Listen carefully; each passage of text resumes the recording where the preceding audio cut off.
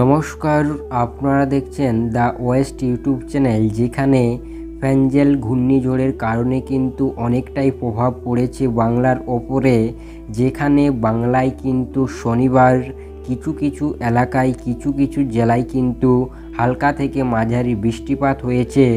তবে আজ রবিবার ও আগামী সোমবার, মঙ্গল, বুধবার পর্যন্ত থাকবে এই ফ্যাঞ্জালের আক্রান্তে বাংলা। যেখানে বাংলার চাষিদের কিন্তু মাথায় হাত, এটি একটি দারুণ দুঃখ সংবাদ রয়েছে এই চাষিদের জন্য বাংলার।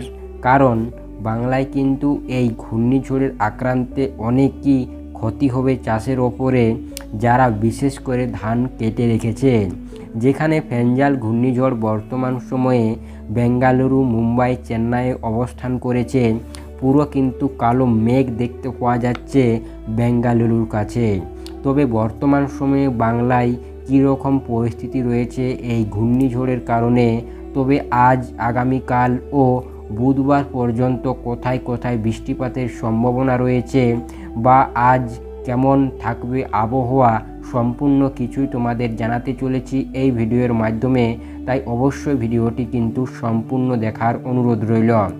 যেখানে বর্তমানে কিন্তু বাংলার ওপরে রয়েছে প্রচণ্ড মেঘ, আপনারা দেখতে পাচ্ছেন স্ক্রিনে কিন্তু প্রচণ্ড মেঘ রয়েছে বাংলার ওপরে।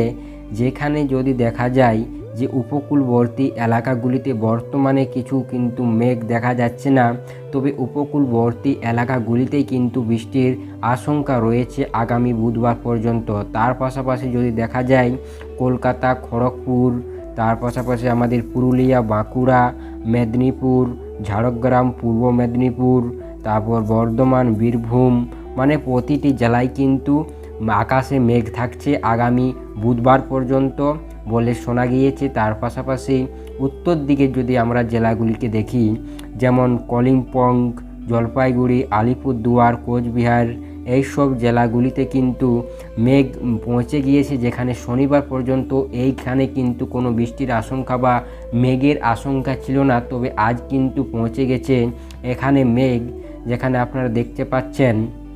তবে এই যে উত্তর দিকে বা উপরের যে জেলাগুলো রয়েছে সেখানে কিন্তু অবশ্যই দার্জিলিং রয়েছে, এইসব যে জেলাগুলি সেখানে কিন্তু বৃষ্টিপাতের আশঙ্কা রয়েছে।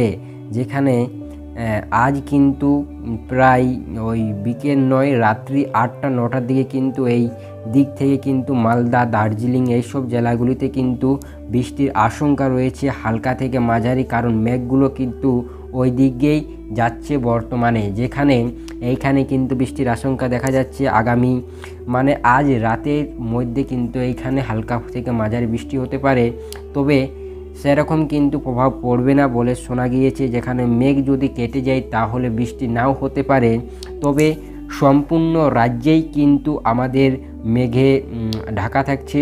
তবে পুরুলিয়া, বাঁকুড়া, দক্ষিণ দিনাজপুর, আমাদের উত্তর 24 পরগনা, এইসব মুর্শিদাবাদ, নদিয়া, এইসব এলাকাগুলিতে কিন্তু মেঘ থাকছে প্রচণ্ড।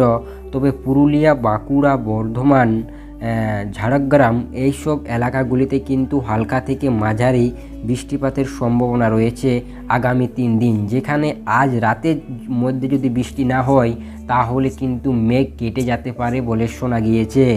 যেখানে এই হচ্ছে আবহাওয়ার আপডেট। বাংলাতে কিন্তু সেরকম একটা প্রভাব পড়ে না এই ফ্যাঞ্জাল ঘূর্ণিঝড়ের কারণে।